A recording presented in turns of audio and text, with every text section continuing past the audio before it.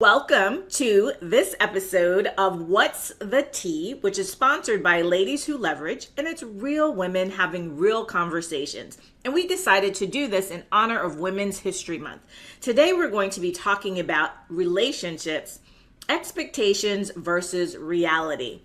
I am your host and moderator, Kelly Charles Collins. I am the founder and CEO of Ladies Who Leverage. I'm also the host of the Ladies Who Leverage podcast. And as a former attorney, employment law attorney, companies hire me to keep them on the right side of the next hashtag movement. And I do that by training on unconscious bias, bystander intervention, courageous conversations, and sometimes workplace investigations. But today I am here with the amazing women of Ladies Who Leverage. And Ladies Who Leverage is a global community where we empower women to leverage their expertise, resources, and relationships to build their business, brand, and badassery. And you're going to see all that badassery here today. So as we go through, I will introduce the ladies to you the first time that I ask them a question, so you get some context around who you are listening to. But we're going to dive right in to talking about relationships. If you have any questions, please post them in the Q&A or the chat if you're with us live on Zoom. If you are on Facebook, feel free to drop them in the comment section and we'll go through and answer any questions or read any comments that you may have for the women. So I'm going to get started with this whole thing about we have been in basically isolation, right? Because of COVID. And what I want to know from you all is, what have you learned about relationships in this time of COVID? And I'm going to start with Ty, because Ty is all about, what I love about Ty is one of the things, you see her with these poses every morning, like in these pictures that she does, and there's such peace and serenity around her. So I'm going to pose it to Ty first, but I want to introduce you. So Ty Miles is a certified personal coach, business strategist, personal branding expert, international speaker, and entrepreneur. She specializes in online visibility and business growth strategy, along with spiritual success principles, positive psychology coaching, and neuro-linguistic techniques. She supports her clients to express their authenticity, leverage their expertise, challenge their fears, and take the risks necessary to attain their boldest goals. That is a mouthful, Ty, but I know you are brilliant. So thank you for that introduction, Kelly. You're welcome. So Ty, tell me, what have you learned about relationships during this period where we have been basically isolated in our homes due to COVID? So just straight to the point, what I've learned the most, COVID has taught me in terms of relationships, is that those who are thinking about you and those who really care about you, like keep you top of mind, those are the ones that reach out. I've noticed that. I've also been intentional with the very same things. From my personal relationships, family, relatives, to business. Those who were used to seeing me often at events. I work fully online, so in the online space is a little bit different because we don't congregate, we don't see each other in the workspace every single day, but we were having meetings or we were going to events several times a month. And what I realized through COVID is that, one, you have to be very intentional with relationships. But the ones that reach out to you, you need to put an asterisk mark by their name so that you can remember those. Those are the people who you're on top of their mind because they've taken the time in this busy COVID, in this busy pandemic, to think about you, whether it's, hey, I thought about you for this event. How are you doing? Check in. Those individuals are the ones, those relationships with those individuals who have reached out, who just taken that small 10 seconds to say hello, has really shown me just the value of relationships and how much you mean to those individuals outside of out of sight, out of mind. So outside of the normalcy of seeing them frequently. Thank you for that. I love that. Just who really is caring about you, right? And you learn those things when you're in times of grief or in times of strife. Who are the people that just reach out just because? So I love that answer. Sandy, I want to pose the same question to you, and let me introduce Sandy to you. I love Sandy's bio. With over 22 years, which is my favorite number, 22, In the car business, Sandy is passionate about protecting profits through compliance, programs, and training. She opened IAHR in 2017. It's a recruiting business. And in 2019, received Tampa HR's award for HR Consultant of the Year. The proud single mom of her daughter, Ariana, Sandy is also an avid salsa dancer. She is. And in her spare time, when the pandemic is over, you'll find Sandy on the dance floor. So if you're a salsa dancer and you're looking for a partner, you got Sandy over there. It really is. I miss dancing so much, so much. So what have you learned about relationships during this time of COVID? This is such a great question. And the first thing that pops into my mind, Kelly, is that the thing that I've learned is that relationships don't depend on proximity, because this right here is a great example of how I've started to build relationships with people that I never would have met probably without the pandemic. There were so many more Zooms. It's almost like a verb now. Should we Zoom when I meet somebody? And I've been just blessed with that, and I have found I could name 3 people just off the top of my head that I've built stronger relationships with. They were professional relationships, acquaintances, and now I call them dear friends because we talk. I don't know what happened, but we talk even more. So I think that's the big one for me, is that relationships don't really depend on proximity. Lisa Carper, let's bring you in. I don't know what, I have a frog in my throat, y'all. So Lisa Carper, okay, do y'all see her glasses? I love Lisa Carper. I just love Lisa Carper, just so y'all know that. Lisa Carper is a freelance instructional designer for Room 435. She previously served as continuing education director for Trial Guides and in a similar role for LexisNexis. Lisa plans to be the American version of J.K. Rowling. Until that happens, though. She's very happy and excited to be in e-learning. So, Lisa, tell me, what have you learned about relationships during COVID? So, I think the best example from my life is between my husband and myself. I have been managing remote teams for almost 12 years now. So I was very accustomed. I was a Zoom user when it was in beta. Mm-hmm. I was very accustomed to having team meetings, to conducting and directing photo shoots from afar. However, my husband is a truck driver, so he's much more into the physical and the tactile. So while I hate to say that the pandemic didn't really change my outlook all that much, because I was already kind of in that virtual world by the nature of my profession, it drove my husband crazy. Like, he needs to get out of the house and do something and physically do something, or, he's going to strangle someone. So it reminded me again about the different ways people learn and the different ways people interact with the world. My husband's very tactile. I'm very social and very, visually stimulated, so I could have this conversation with you ladies and feel fulfilled. But unless my husband is sitting across the table from his friend, he feels like they're out in the nether. So I think that's an important thing to know what type of learner you are, what type of social being you are, and that's what I've learned from the pandemic. Thank you for that. Cindy Constable. So I say I love all of them. I do love all of them. They're amazing women, so you need to get to know them.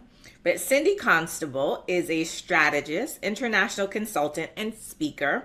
Her goal is to elevate your company culture and bring integration between your leadership, vision, culture, and team members. So Cindy, what have you learned about relationships during COVID?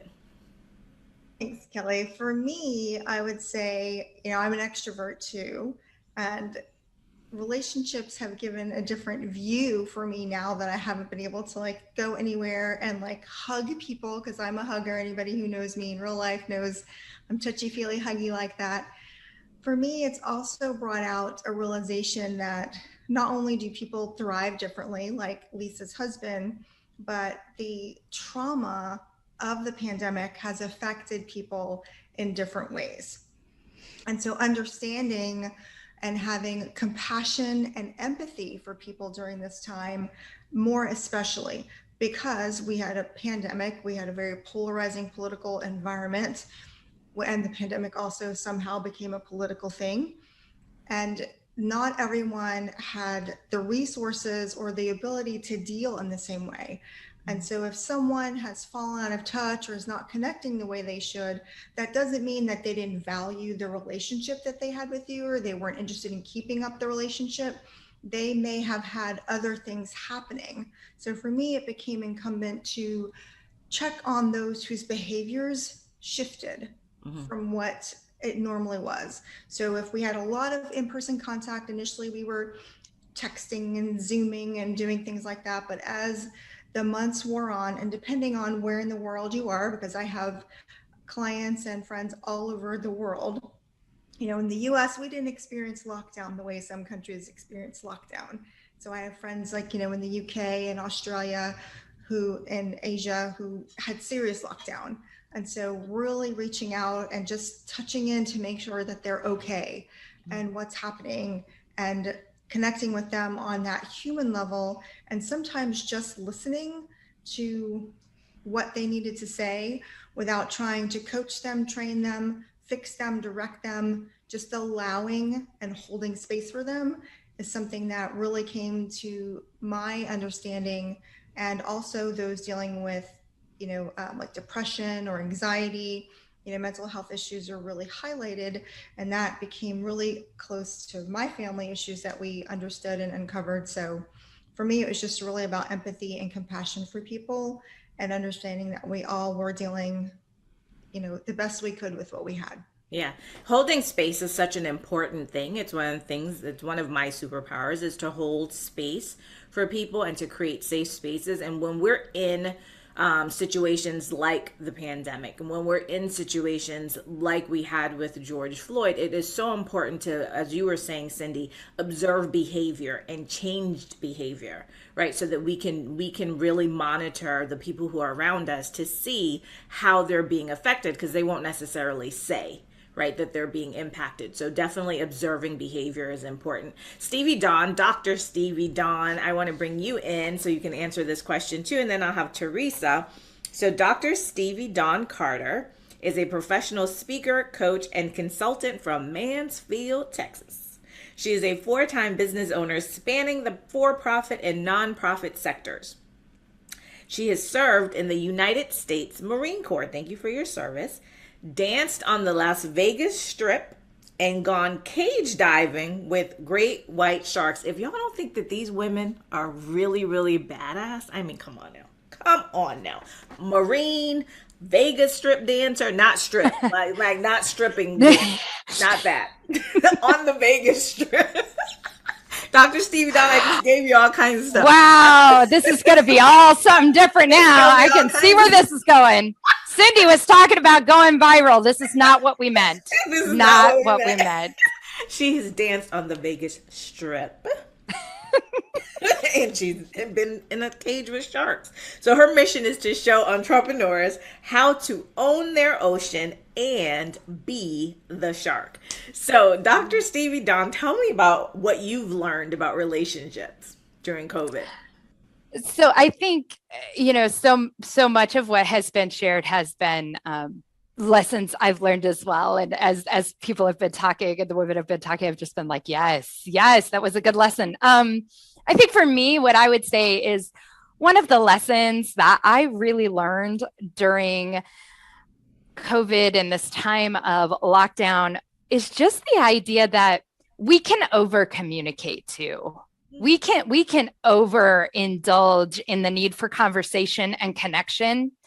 And I found that in myself, there were the first couple months, I was going to everything I could because I am an extrovert. So I went to every happy hour, every webinar. I had to just be with the people. But it went to a point where I would be one of those people that my behavior changed. I so communicated in this virtual world that I got exhausted.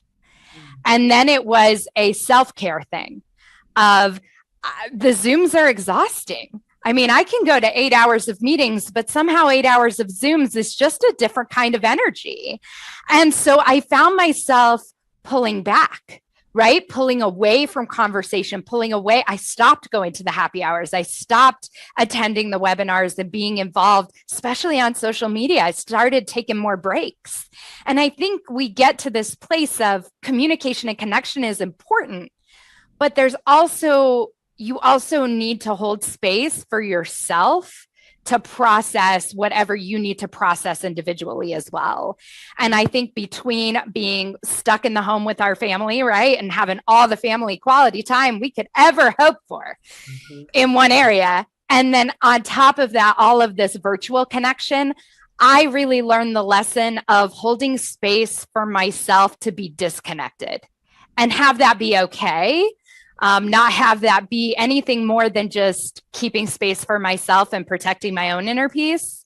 And I think to Cindy's point of seeing that in other people, I would see other people disconnect and I might reach out and just say, hey, I'm disconnecting too. If you're just doing it because you just need space, I applaud you on that, right? It's still good to check in with them, make sure they're okay. But there's something about just taking time for your own peace that I found I really needed in 2020 because I was over connected and that kind of led me into a bad spot. Yeah. So thank you for sharing that. Teresa Noy. So she is the divinity coach. Women work with her to unleash their divinity.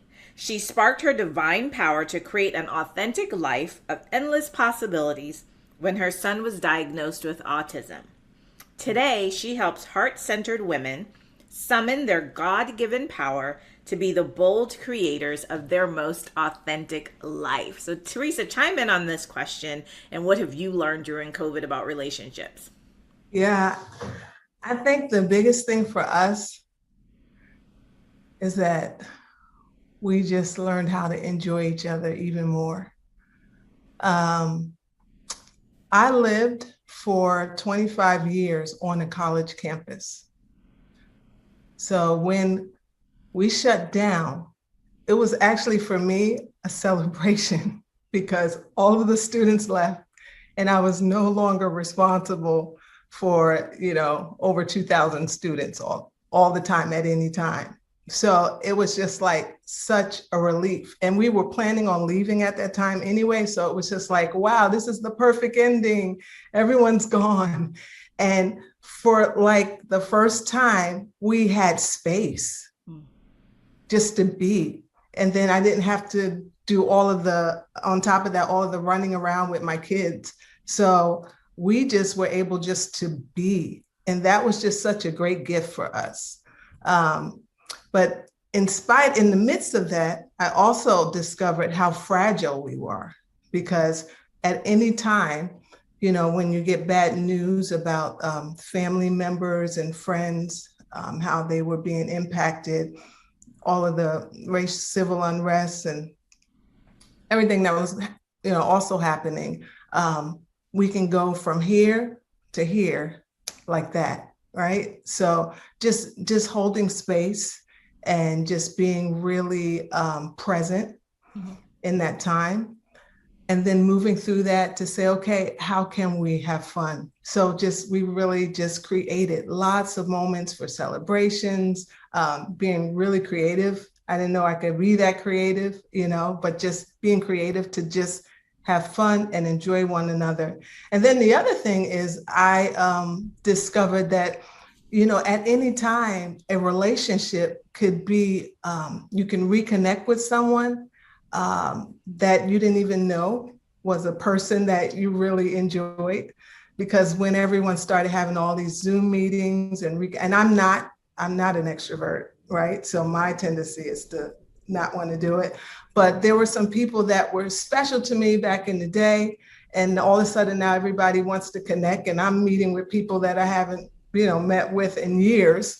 But it was like an aha moment, like, wow, like you're really cool, and so there have been friends that have, those relationships have been reignited. So just to be open, because you never know when a relationship can come in your life that will be meaningful.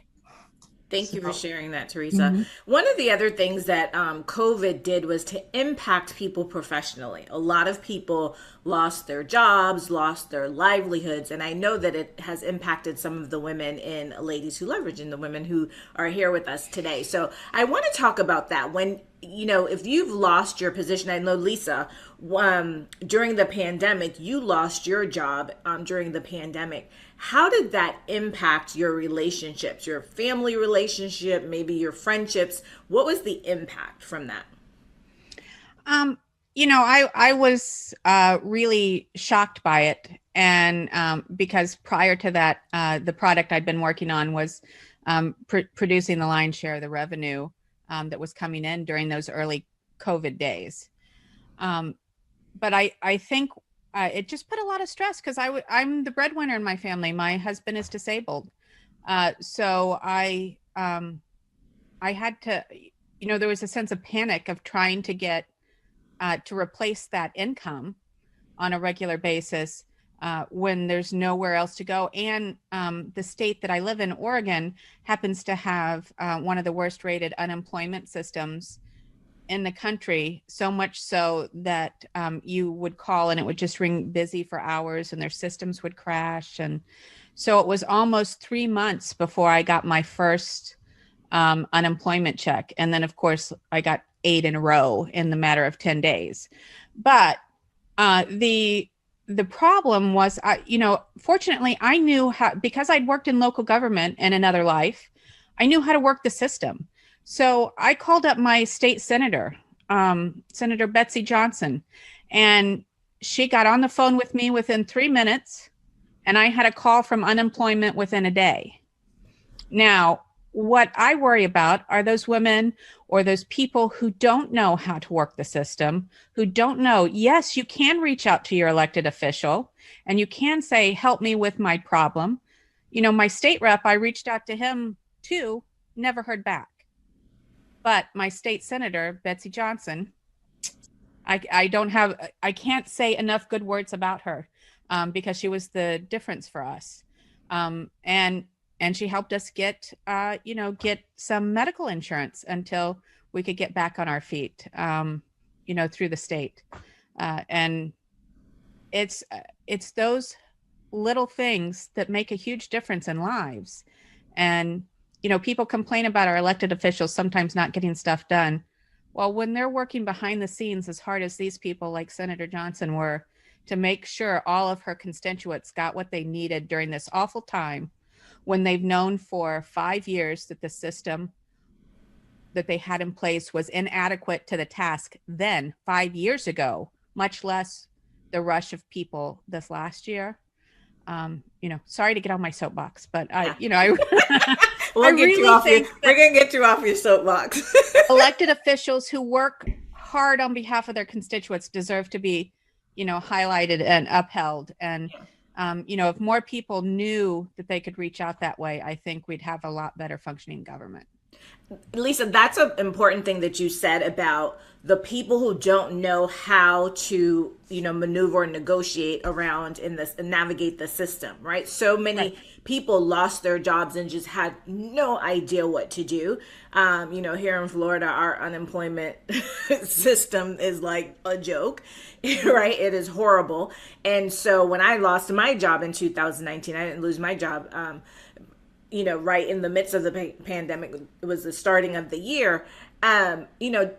I'm a lawyer, and going on that system to try and navigate that system, I was like, oh my gosh, how can other people who just don't even have, some don't even have an education, right, get through these systems? So relationships are important in those aspects to help you to navigate some of these systems. And Sandy, I know that you also experienced a layoff, and I'm not sure if it was because of COVID, but I know that you experienced a layoff. And how did that impact your relationships? Because you went and started a whole business when that happened. You didn't go back to a job, you started a business. So how did that impact your relationships?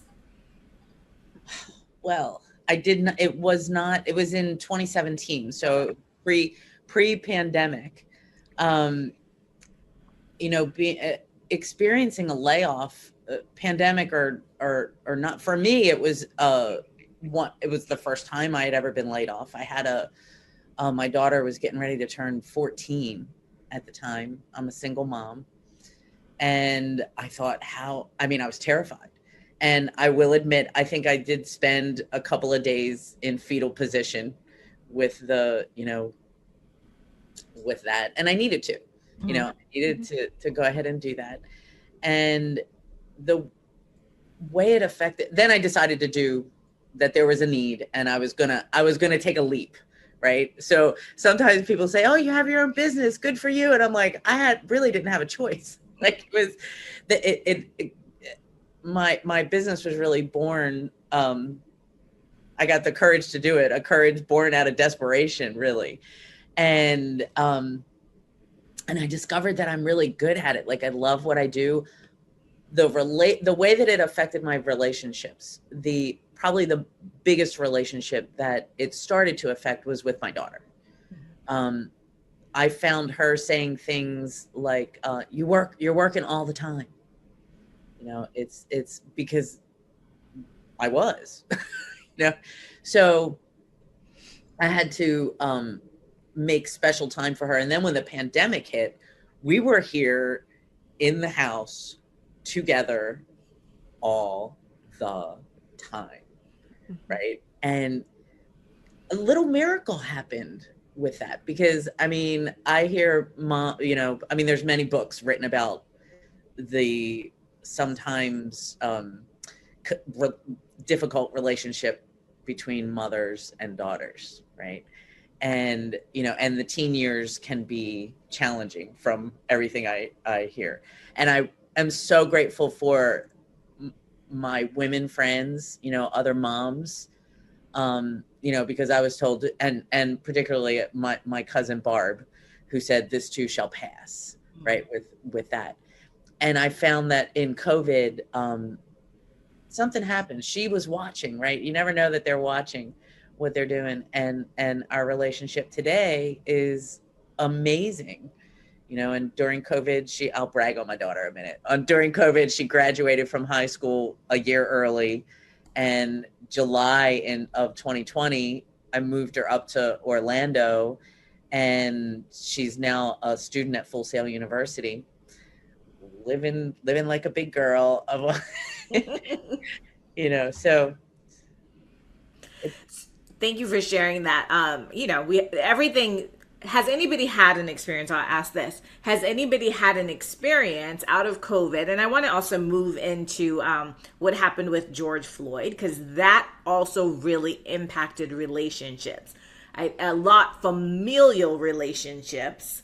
People learned a lot about people that they lived with, grew up with, hang out with around those topics. So I'm going to switch it to George Floyd. So in the midst of the pandemic, we had another pandemic, right, related to race relations in this country that was really brought to the forefront because of George Floyd. And one of the things that I said in, doing all of my trainings is that George Floyd was not unique, right? That situation has happened it happens all the time.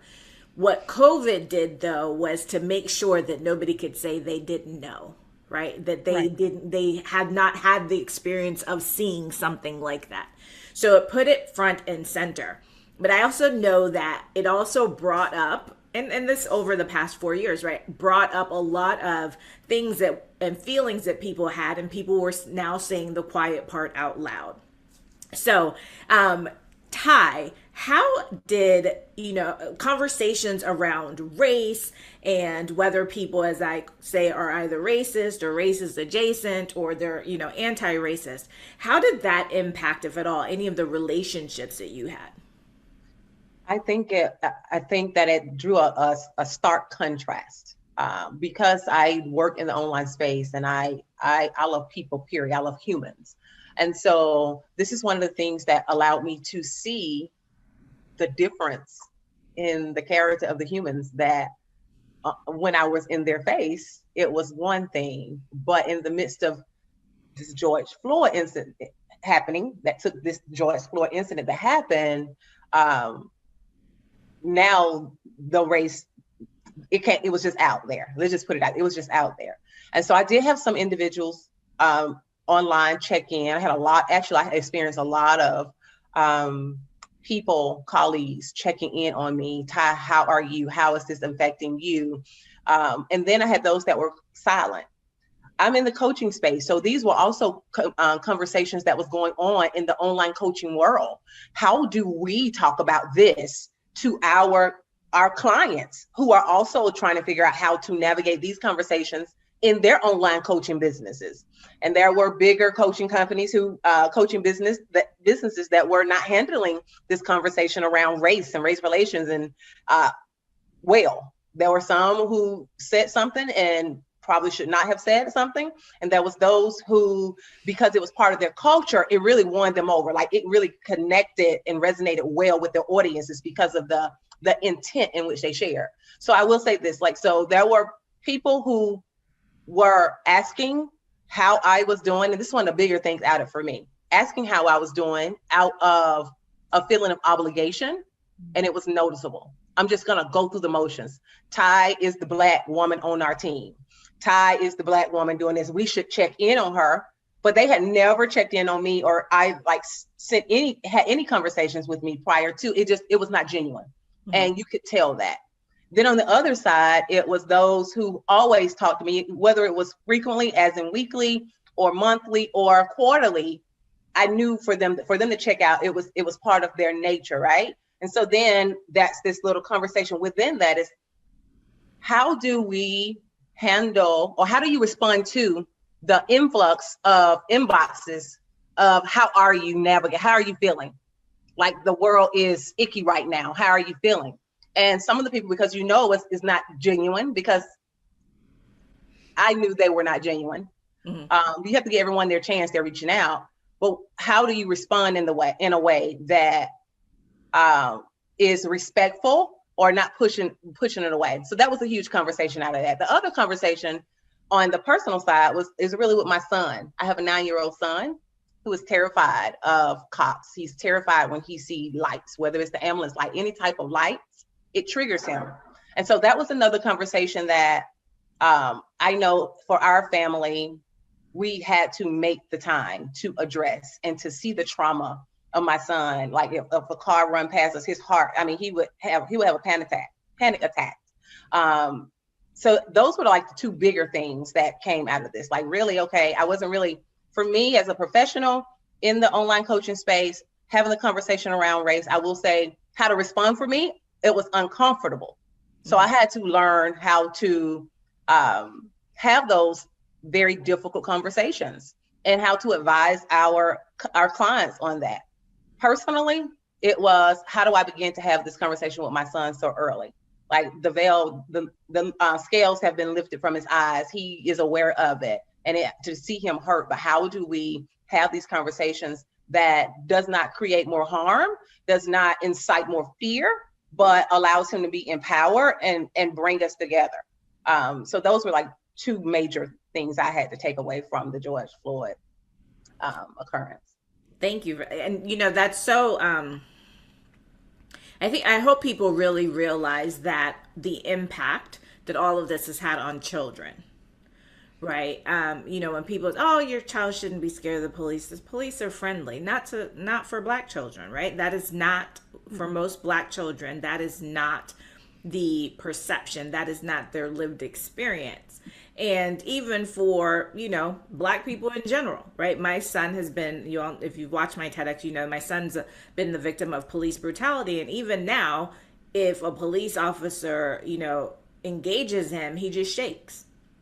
So, you know, these things really get deep into people's souls. And so when we were talking about the relationships, I know from having discussions with you, Lisa, that this, you know, the conversations around race and racism really did have an impact on your family relationship. So talk about that. You know, like what were the when you hear about all the things that were going on, like what was the expectation of how your family would respond based versus the reality of the response? So I expected my family to do more of the same. You know, started the first really big case that I was aware of that affected me was Trayvon Martin, because he's the same age as my oldest son. And my oldest son is autistic and has looked like a grown man since he was 14 years old. And he would react not in the traditional way to someone approaching him, you know? And you know, the reaction then of my relatives was like, well, if I saw a big black guy walking down the street, and I'm like, no, that I don't get that. It's just a guy walking down the street with the hoodie on. It doesn't matter, you know. And if it's raining and he's ducking under, you know, porches and things like that, that's what a kid does. You know, you ask him, are you lost? You don't pull your gun out, you know, and I had these arguments over and over and over again with my family members. I've always been the family communist, by the way. I like everybody that's different than me. You know, like I've got the Appalachian white people heritage. Like I've got that down, lived in it, know it. I want to explore something that's different than my own story, right? So when George Floyd happened, my father called me and said, all these years you've been talking about this and I never saw it. And to see the smirk of that man, of that cop's face as he choked that man out with his knee on his neck, he said, there are no words. And he got so very verklempt and choked up about that, that he actually, there was a African-American gentleman that he walks with at the community gym. So he goes up to Wally and he says, I want to talk to you about George Floyd. Blew me away. I didn't think that my father would have that kind of courage to do that. And so Wally tells him about being shipped out to Vietnam and not being able to use the restroom at the airport they were at. You know, he's about to risk his life and limb for this nation that won't even let him drink out of the water fountain in the airport. And so it has turned my father's viewpoint all the way around. And it's funny because, you know, he says things to me like, you know, I've never really believed in a mixed marriage. Now, the funny part, my mother's Native American. He's in a mixed marriage that he doesn't believe in. So he's, and even more now, I've gotten our DNA back. And it shows that we are 3% from Cameroon area in Africa. So I'm like, take your dad out. Don't give him all that information. I'm like, somebody, you know, we believed in it a long time, you know, for us. That's a great story. I love that. I love that. Yeah. So that really was significant for me. And, you know, I lived in a Black neighborhood in Atlanta in the middle 90s. That's where my older kids were born and grew up. And so I have a different appreciation than my family members who have lived in homogeneous pockets where they don't see, they go, you know, months and years without seeing people different than they are. Mm-hmm. And it was something that I made a conscious effort when I was raising my kids to have all the colors of the rainbow in their world. In fact, my youngest, when he was about 6, he came home from school and he asked me why we didn't know any Black people. And I said, what do you mean? Wayne, Jacob, Miss Cheryl, you know, I'm naming them all off. And he's, Mama, they have brown skin. They are not Black. Oh, wow. So, It's just the Kids, they're way innocent, right? They're yeah. taught. So the relationships that we have and Yeah. the people that we have around our children are important Mhm. because they teach, right? Hate is taught, racism is taught. So Right. that's really important. And I want to pick up on that whole concept of the people around you and having a village. And Cindy, I want to bring this to you. People always talk about it takes a village. What does that mean to you, and how is that important to the relationships that you have with your family, your friends, your coworkers? Well, for me, taking a village means that you can't do it by yourself. And, none of us do anything really by ourselves. Nobody's self-made, all that nonsense. There's always someone that is in your corner in some way, shape, or form. And sometimes that support is as simple as a smile when you needed it most. It doesn't have to be financial support or watching your kid for you, or, it's just in some way, shape, or form, you are surrounded by people who care. And from my perspective, your village doesn't just have to be DNA, because I think that's another toxic trait that we learn growing up, just like racism is learned and hate and all of that, that accepting your family no matter what because you share DNA, I think is equally as toxic, because toxic is toxic regardless of your familial connection. And so we stay in abusive relationships with parents or siblings or aunts, uncles, cousins because, well, they're family. And it's not okay just because they're family. So for me, your village is who you choose to have in your village. Where they're like, LWL is my village. We have cried together, we have laughed together. And a lot of us have never actually face to face, belly to belly, had that hug that I am so craving. But we have shared some of the most intimate moments together as a village. And so for me, that's just that support that you get from those that you care about, whether they be blood related or not. So I think the village is what you make it, and none of us makes it alone. As if the pandemic has taught us anything, it's that we need each other. Yeah. And, politics, religion, you name the issue may try to divide, separate us. But at the end of the day, we need each other. And so for me, my village is the one that I choose to have surrounding me. I like that part of it. That your village is who you choose, right? We always talk about, it takes a village, and people do say to you, oh, you gotta be with your friends and with your family. No, sometimes no. Sometimes no, you need to be away from them too, right? Like, so it is be ugly, but I don't have to connect with you. That's right. That's right. You Teresa, what do you think about the whole concept of having a village, and how has that helped you as far as relationships? You're on mute, hon. Village is everything for us. I mean, my husband's from Birmingham. I'm from New York. We live in Philly. So we didn't have any family close to us, right? So, and like I said, we lived on the college campus. Not only did we live on the college campus, but we ran a home program for my son for 6 years, 40 to 50 hours a week, every day, no breaks. The people who helped us I ran the program. I recruited people to be in the program with us. So I created a village. I interviewed people that I met at yoga studios, people that I met at the Whole Foods market. College students were a big part of that as well. People who I didn't know these people, but these strangers became friends. And these people volunteered their time. Most of them volunteered, most of them weren't paid.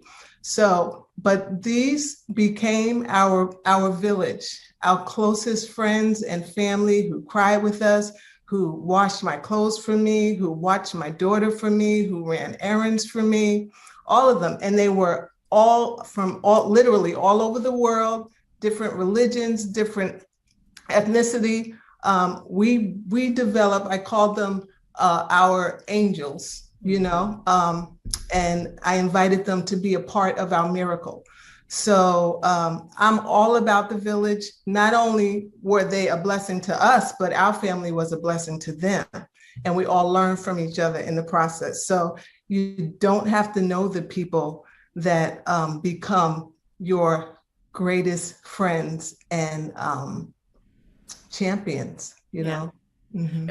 When I was, at least I'll bring you in 1 second. When I was in college and I was 21 years old and I got pregnant, village was so important to me, right? Mm-hmm. So to have my cousins and my friends who jumped in, to babysit and, to just help me out. It's so important to have people around you. I am sort of a loner. Like, I like to be by myself, but I do have a huge village, and I love our LWL village because, as Cindy said, most of us have never, ever met in person. But you couldn't tell us that. You couldn't tell us that. We are like the best of friends. And we'll do anything for each other. And so that's the importance of really having your village. So Lisa, jump on in this one. So I just wanted to make a quick point.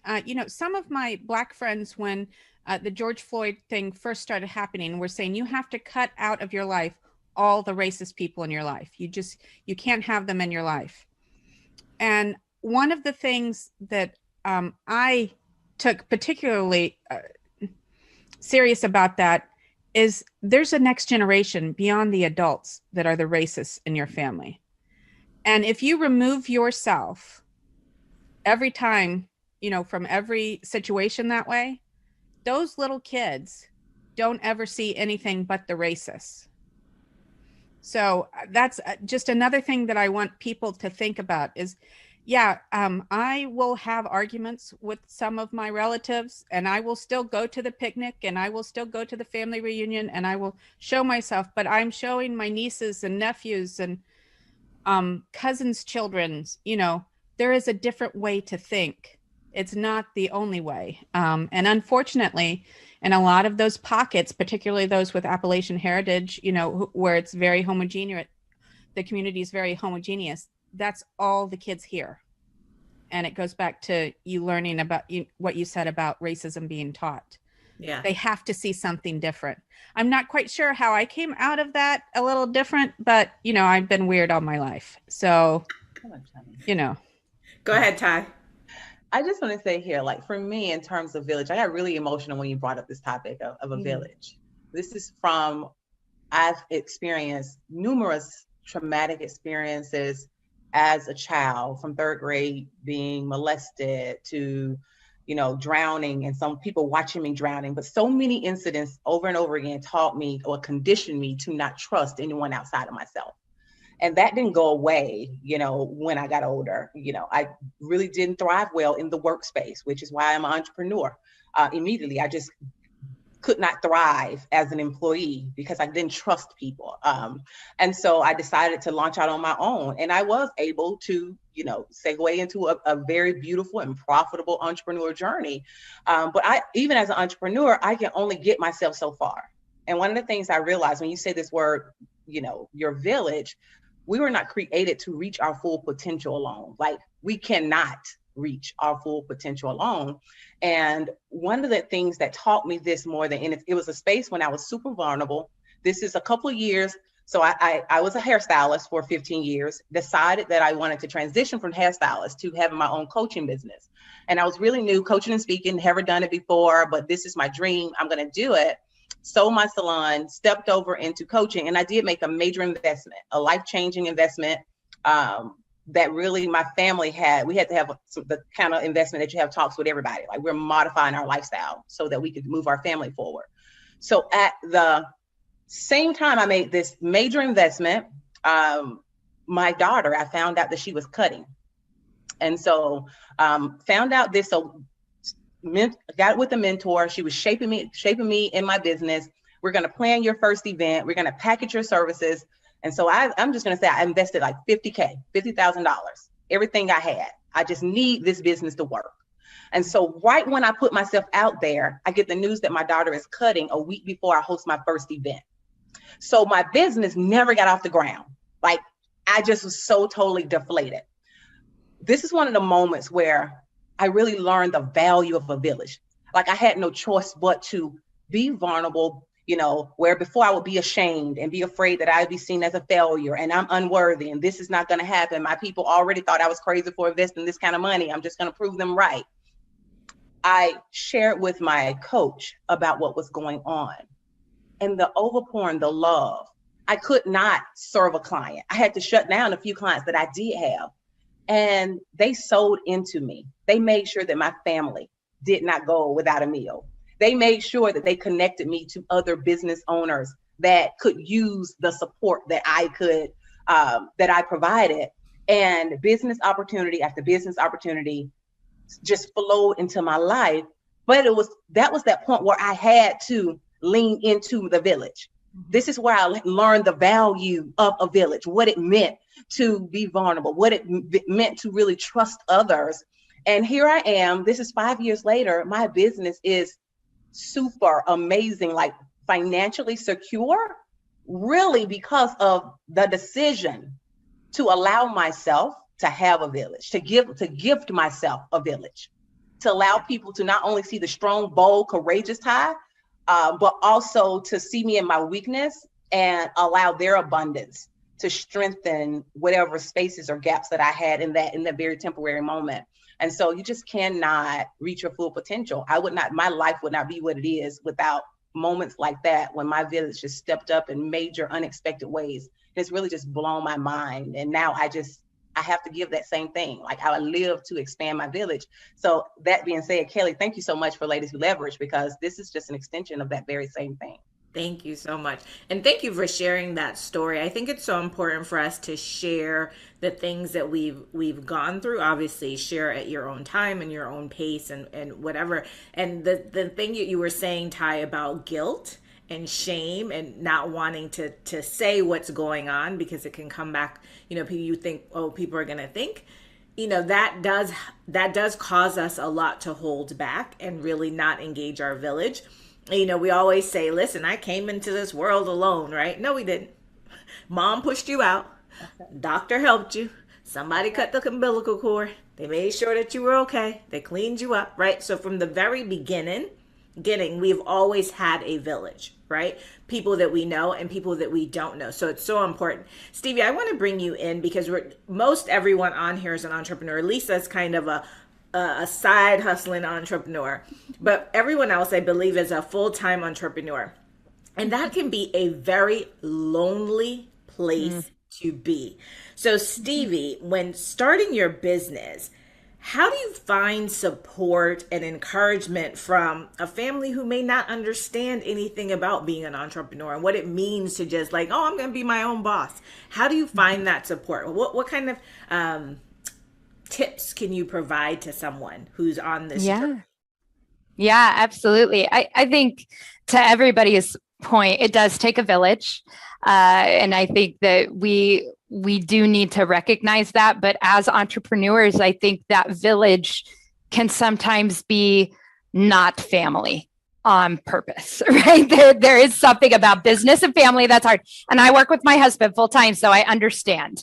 And I had a business with my parents in the past. So I know how family and business can work. I also know how it doesn't work.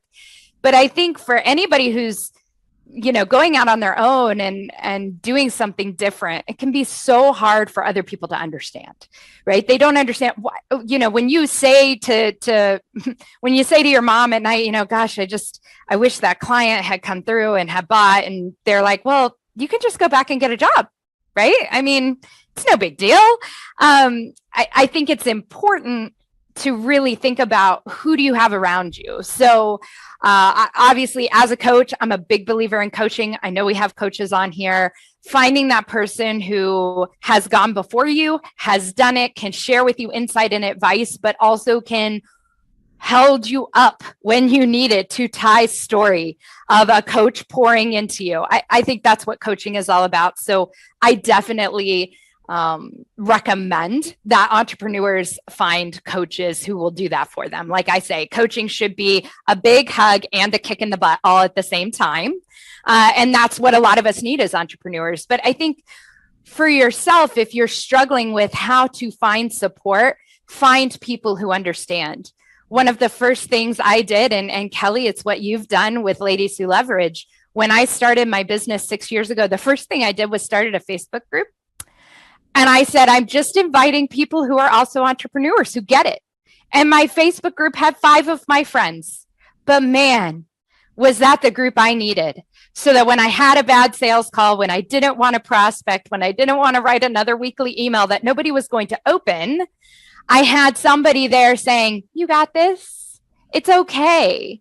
So I think it's about, number one, finding a coach or a supporter, somebody to give you that mentorship, that advice. I think the second thing I would say is find other people who are going through it and bond together, really bond together and have that. I think the third thing is, if you have the right relationship, and every relationship is different, but if you have a relationship in your family where you can be honest with your expectations and say, hey, look, right, I love you and I know you just want the best for me and I love you for that. What I need from you in these moments where I complain about work, because we all complain about work, no matter who you're working for, you complain about work. In these moments where I'm complaining about work, what I need you to say to me is, and then you tell them what you need them to say. We need to set those expectations with our family members because they don't know how to support us.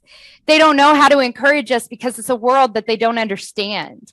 And so being able to say, I need you at dinner when I'm talking later tonight, by the way, is family dinner. So I'm saying this in advance. My mother is probably watching. Hi, Mom.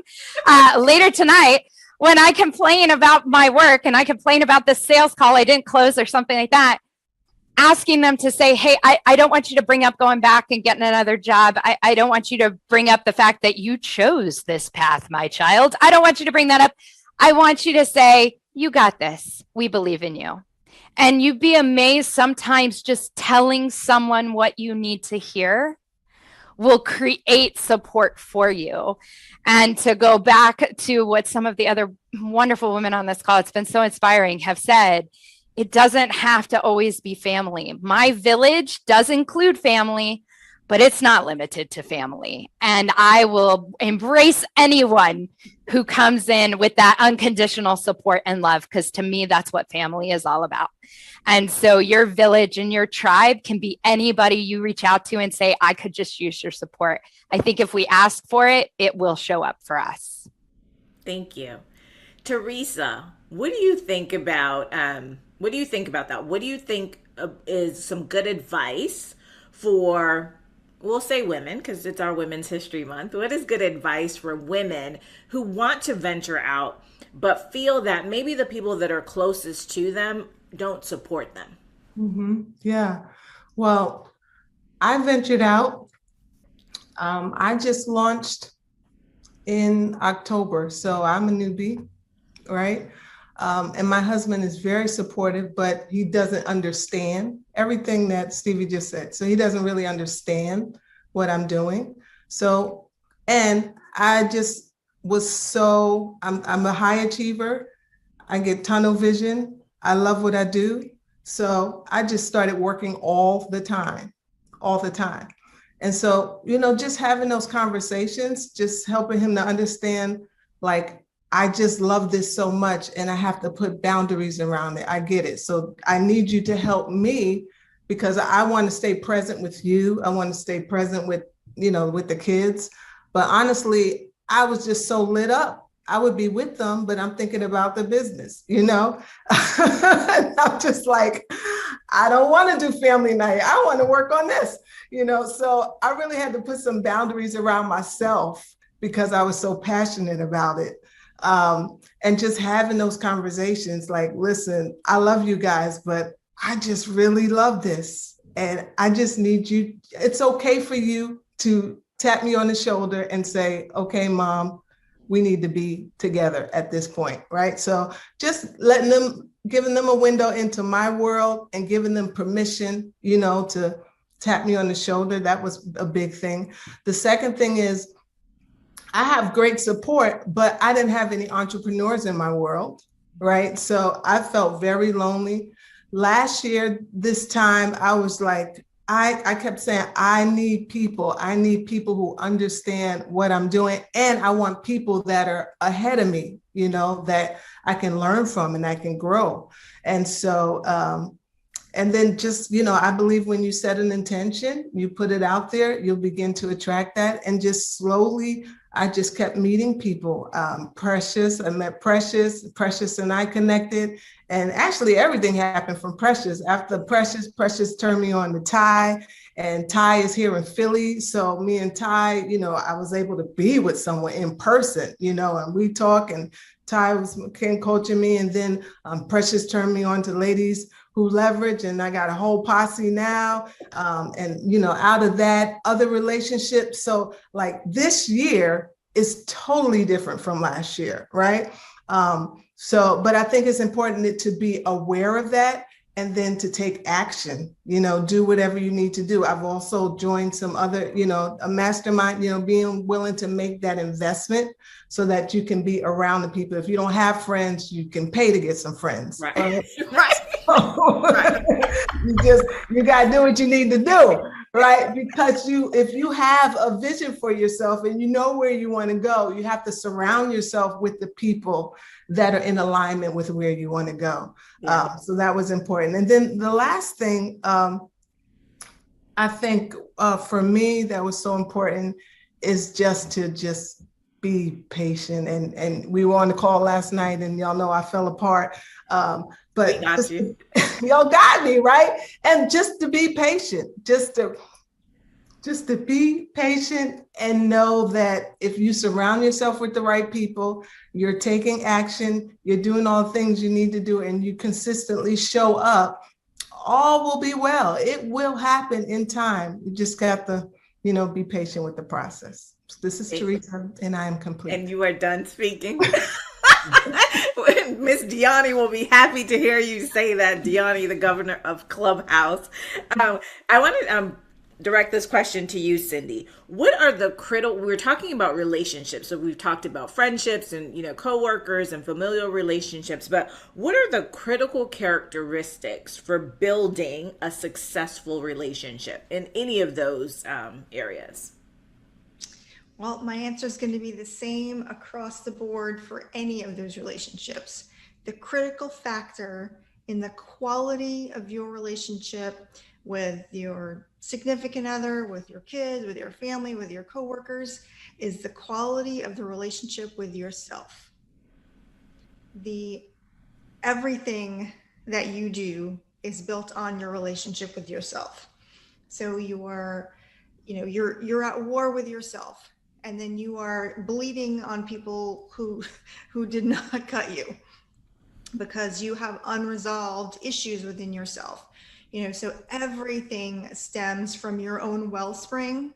And if that wellspring is cluttered with insecurities and trauma and generational baggage and messy DNA and all kinds of things, it's a cliche, but you can't give what you don't have. And so if you have those, unhealed mother wounds, unhealed father wounds, whatever the issue is, and if you are human walking on the planet, you have an issue, because that's just how we roll out here, having the human experience. And so everybody needs to have a therapist. I'm just saying, ain't no shame in that game. But it's all, for me, based on your relationship with yourself. And so all of those relationships, if everybody here has kids, I think everybody here has kids, or if you've have a relationship with someone that you tried to control their behavior, and it's been, unsuccessful in controlling their behavior. Why? You can't control your own behavior. Listen, I ate the cookies when I should have ate the salad. I can't control my own behavior. So how on earth am I going to be expected to control the behavior of others?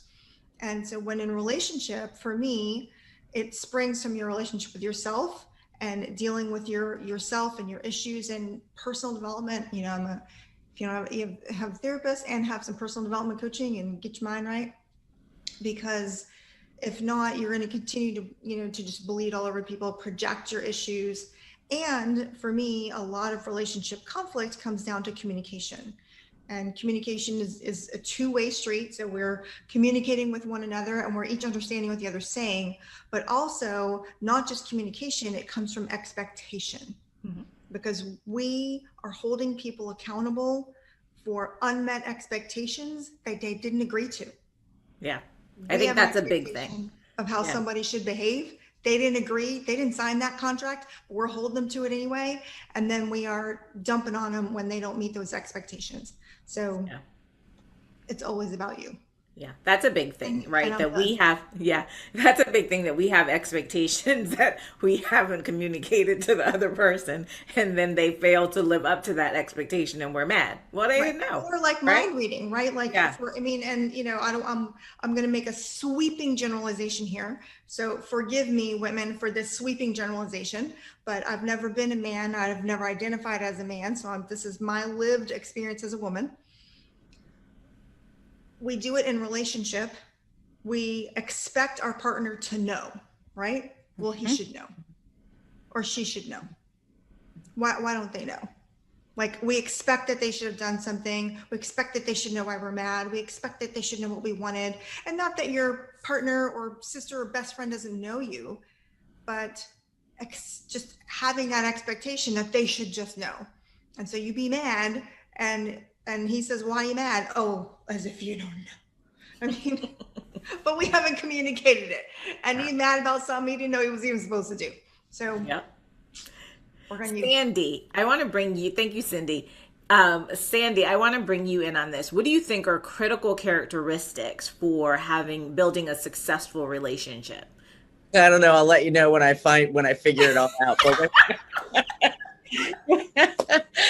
you know, this conversation though, I was over here like, I felt like, what was that show? Welcome Back, Kotter. Oh yeah. Does anybody remember it? I'm a little yourself. I love Welcome Back, Kotter. So, because I mean, when Ty said, you know, we're not meant, I don't remember exactly how you said it, but we're not meant to be walking this journey alone, right? Like something along those lines. And that really reminded me, and we were talking about the village, and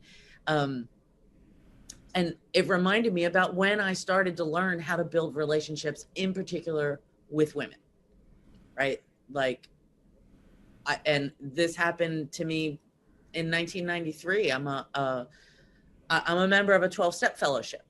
And that's where I started to learn that I'm not alone, right? And something else that Ty said that really just triggered this thought process in my head about the village, that my village has these little, I don't know, little mini cities in it, right? Like I've got my 12-step village, and I learned the value of raising my hand and saying I'm hurting, right? Like I'm not okay. Because nobody can help me if I don't do that, if I don't say it out loud, you know, even though it's scary. Sometimes it can be really scary. Because, you know, I'm supposed to be strong, independent woman, right? Like, you know, which I am, you know, but I still get scared. And when I open my business, Lisa, I related to you too. And Stevie Dawn, what you were talking about with family, and, you know, Lisa, it doesn't have to be from Appalachia. I it's what I can tell you, you know, and it's, what was I going to say about that? Oh, when I opened my business, right? My dad is a businessman. He grew up, you know, I grew up in this little store. He did not understand what I was doing. Like, what is like my dad understands that you have a widget and you sell widgets, right? Mm-hmm. Like, and so his fear and my expectations that Cindy just talked about, my expectation was, Dad, I'm going to open this business. And for him to say, okay, go for it. I believe in you. All the things that I needed to hear, right? Which that didn't happen. And so I had to grieve a little bit through that. But God, spirit of the universe, higher power, whatever you call it,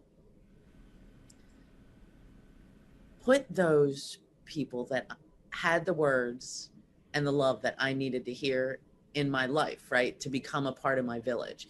And I can't talk about village without talking about, oh, I might cry, my best friends, you know, who I met on the dance floor.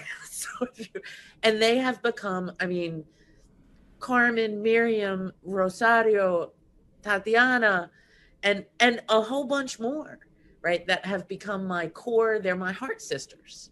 They're not my, like everybody's talked about, doesn't have to be blood family, but these women are my heart sisters. And Amber, I couldn't do anything without them. Couldn't finish school. I mean, you know, we just help each other. It's a, I don't know, it's a beautiful thing. And when I can be calm enough to be vulnerable, that's when beautiful things happen for me. That's my experience about that. So that's awesome. Thank you for sharing that. Talking. Right? No. We are so programmed. But thank you for sharing that story. And I think for women, it is important for us to just have people that we can rely on. And Ty, I want to bring you into that question, but also transition you into another question. So, you know, talk with us about, you know, what is needed for a successful relationship, but also as we now start to go back into workplaces, right? And we have been so isolated. What tips, strategies can you provide for people on how to now come back into those spaces and basically rekindle, you know, these relationships and being able to function now in person, right? And social distancing and doing all of that. Yeah, so the tail end of the last question is, I absolutely love that question. Relationships at the early part of my life was not something that I was really good at, but it's something that I knew I needed to master if I was going to be successful in life. And so for me, when I think about relationships, what are those key characteristics to be successful? I used to think that in a personal relationship, love mattered for a personal relationship. Like I need to love them. I need to like them, right? I used to think that respect was a requirement. I need to respect you in order to have a successful relationship with you. But what I realized is that neither love or respect are required for successful relationships. When they are present, it's like on steroids. Like it is incredible. But in order to have it, like if you have these other, and I have 4 things, just consistently that I rely on. One is trust. Mm-hmm. Do I trust this person? If I open myself to you, if I open what I need to you, do I trust that you will give this back? Do I trust that you will, you know, handle the task? Do I trust that you're going to run through the red tape with whatever the thing is? The second one is committed to the end goal. So for a successful relationship, are they going to commit to the end goal? Meaning that obstacles may come. We may bump heads. We may not always agree, but are you going to commit to the end goal? Will I see you at the finish line? Right? And if you can commit to that, I believe that we can work out anything in between. Next would be just open communication for sure. So being able to set clear expectations. And then even with setting clear expectations, we're human. So things may not always flow the way that we want to. So being able to have those open doors of, to speak authentically and with compassion so that you can be heard. So, you know, being able to listen. So all of that goes into the open communication. And then lastly, the relationship has to be mutually beneficial. Like everybody needs to win. Everybody needs to benefit from the relationship. And I find that when those 4 things are in place, trust, open communication, committed to the end goal, and it's mutually beneficial, even in the absence of love and respect, even because, you know, love is an emotion. So you may not always like them. You may not always respect their perspective or their opinion on something, but with those other 4 things in place, you can definitely have strategic, successful, profitable, fulfilling relationships. And that's both personal and professional. Now, as we are transitioning, going back to the workspace after being online, I know a lot of companies who are staying remote, like they don't plan on bringing lots of teams back into work, but there are many who are going back. to work. If you're not going back to work, you may be going back to hosting events where you'll still be working with large groups of people. So how do you begin to make that transition? And one of the things that I have been enjoying doing is hosting frequent, like they're just like lunch meetings or coffee dates with colleagues. And not so much, I wasn't going to say with work, with colleagues, where you're really just catching up. So sometimes there's an agenda of really talking about new things that are going to be implemented so that you can manage expectations as they transition, in that way. But otherwise, it's really just starting that process of those icebreakers, getting to know one another. What have you been up to? Really building that rapport up and getting people excited about the culture of what that workplace is going to be post COVID, or, I would say this new normal that we're embracing as we go back into the workplace. I also think it's very important that you have conversations to talk about some of the restrictions or guidelines that will be in place as you navigate back into COVID, right? You have the vaccines is a big thing. For those that are vaccinated, will it be required? Masks being personal responsibility. What does that look like? Eating lunch, the workspace, whether you was cubicles and all these different things, what to expect. I think the better you can communicate these things before they enter back into the workspace, the more ease and just the less anxiety. So it gives everyone a nice round expectation of what that's going to be once they flow back in. Those are just a few things that I can think of for now. And those are awesome things. I loved all of that. Dr. Stevie Dawn, I want to ask you about that. What kind of things can, people in general, but also organizations do to ensure that when they bring people back into the workplace, that we're not destroying relationships? Yeah, I think the biggest one is going to be in the transition, we all need to learn how to give grace. We need to give grace to ourselves. We need to give grace to each other. One of my favorite phrases that I heard during this time in the last year was, we're all in the same storm, but we're not in the same boat. And I think as we transition back in, as Ty said, we're going to have to establish new expectations and new theories of where we're going and what does this look like, and vaccines and masks and all of these things. And I think what we need to do is make sure we're giving grace to each other, that transition is going to be different for every person. There are going to be some people who are, oh my gosh, we're back. I'm so excited. There are people, and there are probably some of them on this call. There are some people who learned they work better at home by themselves. They get more done. They're not looking forward to going back. So I think in order to save all the relationships, and there's going to be a lot of transition going on as people readjust to, are we allowed to hug again? What does this look like? I think we're going to need to just really tap into that, giving grace and patience and understanding that everybody's different. Everybody's going to have a different level of adjustment. Everybody's going to take a different amount of time to adjust. One of the things that I learned in my research when I was studying for my degree was every minute that you feel an emotion, it takes an equal minute to recover. So if you think about that, we've been in this emotional filled time for a long time. It's not going to go back to normal week 2, right? Don't give people, okay, 1 month and then we'll be fine. That's not how we're going to process that emotion.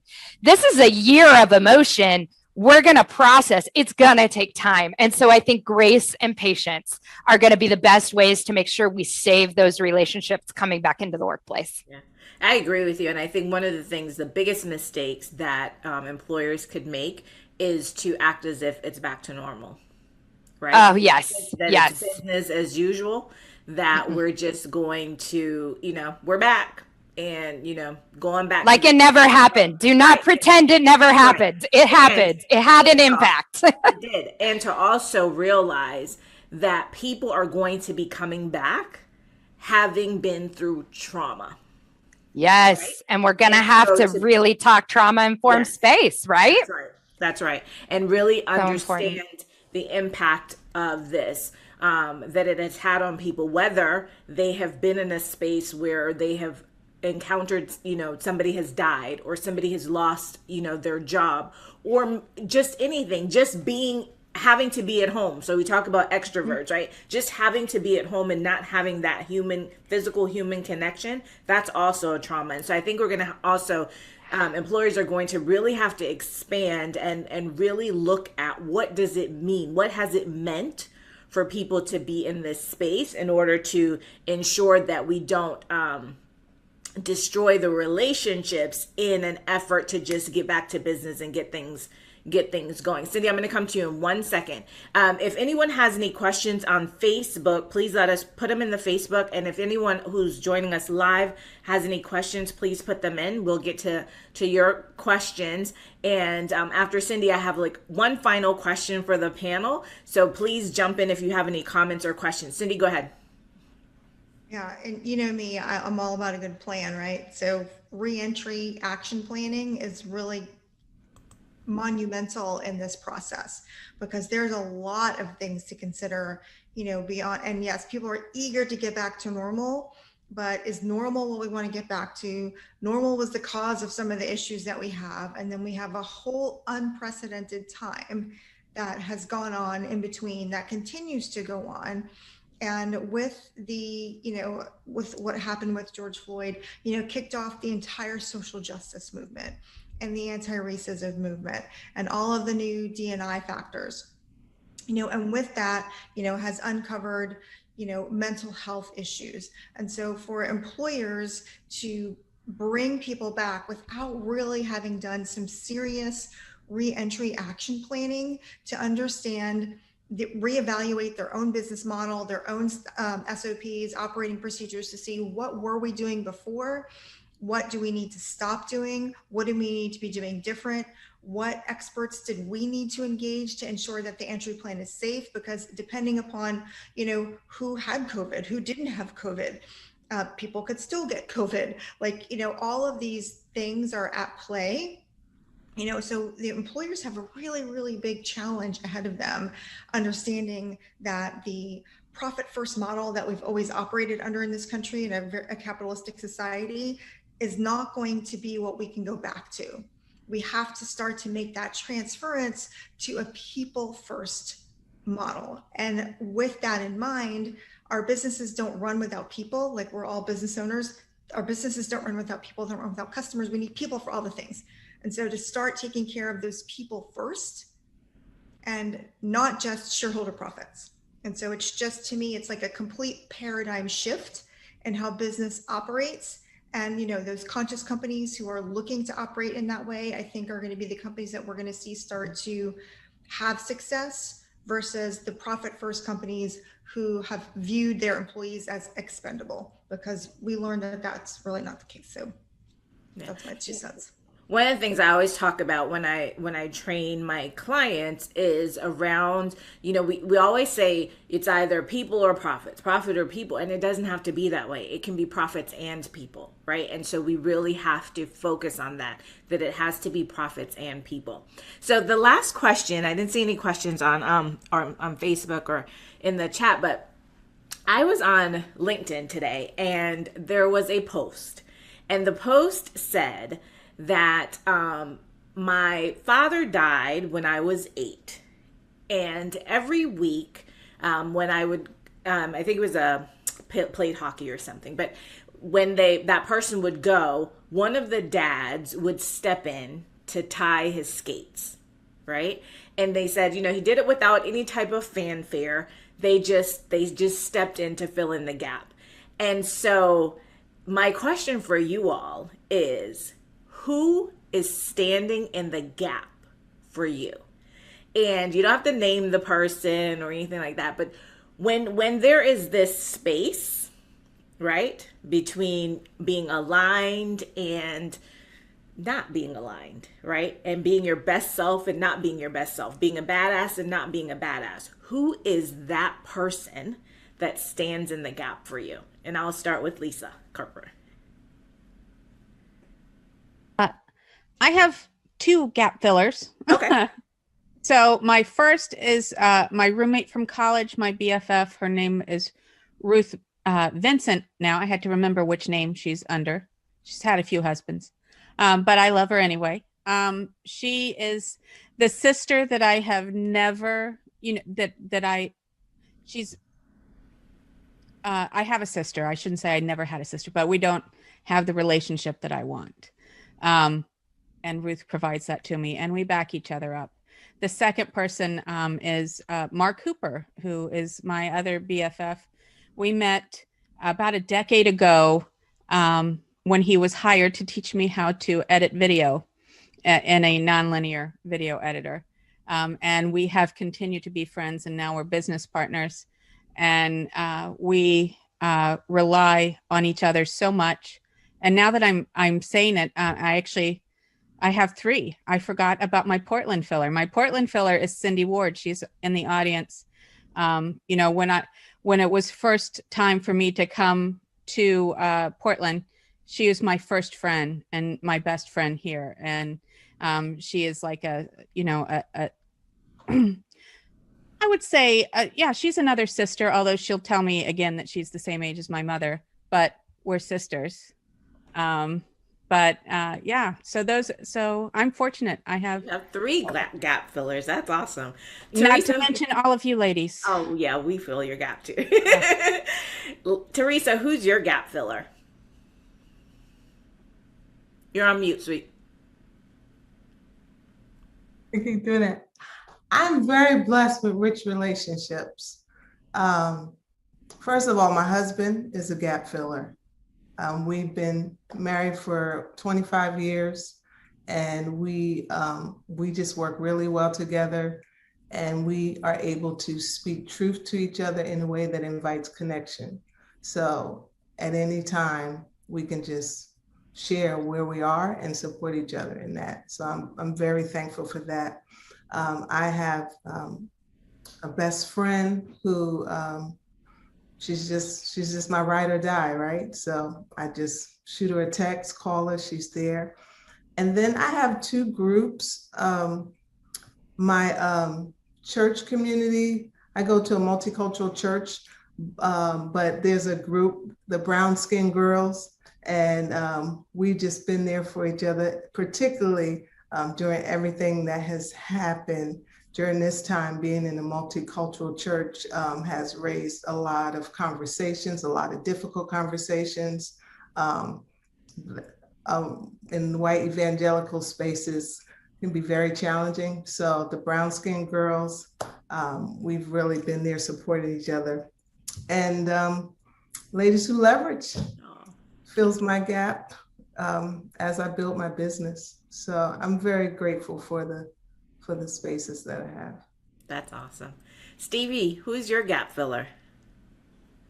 So I'm going to have to copy Teresa on at least one of these and say I'm very rich in relationships, but my gap filler is my husband. He is my ride or die. He is my support. He tells me you got this. He tells me you can do anything. He tells me you don't need them. He does all the things. And especially when I am finding my place in a space of doubt or a space of lack, he is the person who comes and reminds me of my greatness. And I know that we all need those people in our lives. I am lucky to have more than just him, but for the sake of time, I would say he's my number one gap filler. Thank you for sharing that. Sandy, who's your gap filler? I have to say that God is my gap filler, because that, like I mentioned before, any number of people get put in front of me right when I need them.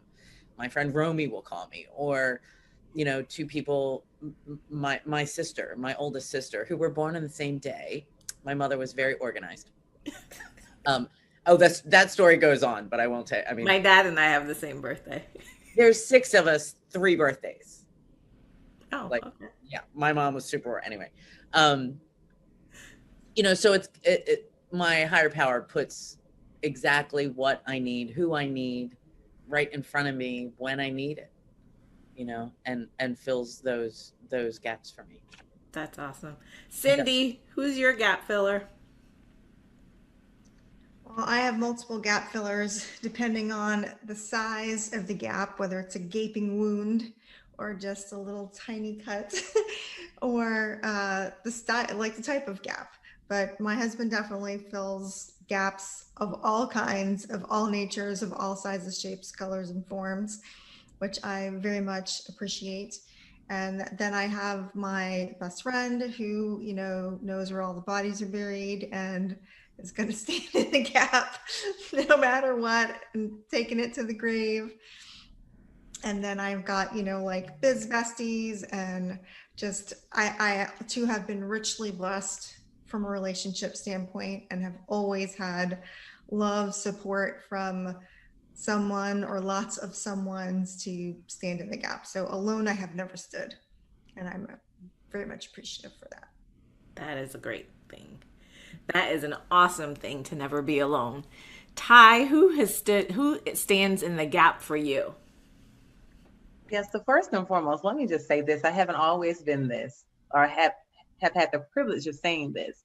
And I call it an alter ego, or my higher self, and her name is Elba.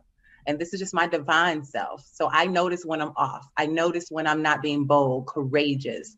And so I'm a metaphysician as well. And so mindfulness and meditation, those are all things that are part of my day to day. So calibrating myself every morning, where I can just speak to myself, learn to be my best friend. So I'm a gap filler. So I'm now a gap filler for myself, when before I would run and tuck my tail and hide. So I have to just say that off the bat. My husband, undoubtedly, he is a gap filler. He's superhuman at times, and super supportive in everything. And then I have a community. I have that village for sure, where it's too many to name. But I have a village who are there to tell me, girl, you lost your mind, to who we finna F up tonight, to a glass of wine, like we gonna go slash some tires, to, you know what, don't offer your products at that price anymore. Yeah. From now on, you are at $20,000 to that, add whatever to that. Up late at night, helping me creating offers because I have a goal to do something. Okay, I'm gonna put out some time to help you create a new program, and all you got to do is go sell it. And I've done that. They stand in the gap with me. So too many to name, but they've been there for a spectrum of things in all sorts of ways. So yeah, I'm very grateful. I love it. So for me, my husband stands in the gap, but he's a very silent person. My husband's very quiet. If anyone's met my husband, he's 6'7", but he's very quiet. He doesn't say a lot, but he creates the space and the atmosphere for me to do all of these amazing things that I do, and just, silently behind me, pushing me. Also, my Irie family, we call ourselves the Irie family, which is my sister and my son and my cousins and my aunts and my mom and all of us. That's my Irie family. And obviously, ladies who leverage, like never imagined, never envisioned what Ladies Who Leverage has become. And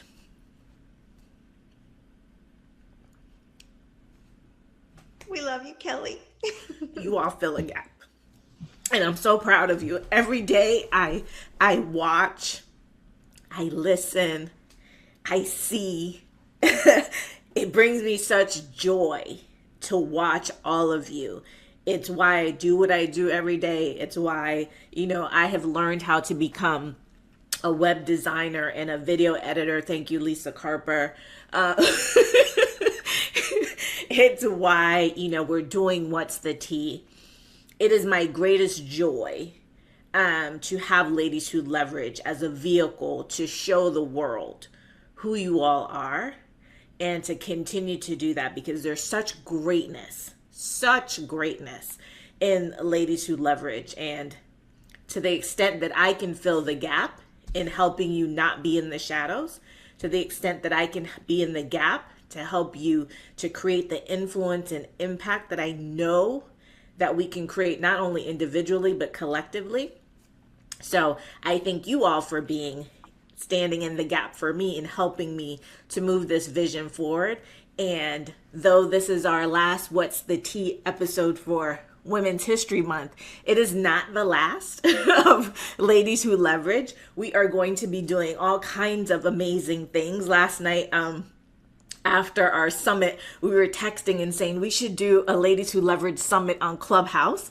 So we're in the midst of figuring out how we're going to do a Ladies Who Leverage summit on Clubhouse. And we will continue to do things like this, because what I have realized in, just having this series is the impact that we're making on women, just having these real conversations, really talking about issues that impact us every single day. And maybe, as we were talking about villages, there might be women out here who don't have that village. And so if we can provide that space for them, even for 90 minutes, right, for them to have people that they can relate to and hear stories of, I think that we're doing a great thing. So Ladies Who Leverage, as I mentioned before, is a global community of women who empower each other, right, to leverage our expertise, resources, and relationships to build our business, our brand, and our badassery. But as you can see, it is much more than that. We are truly a family. As I said, most of us have never even met in person,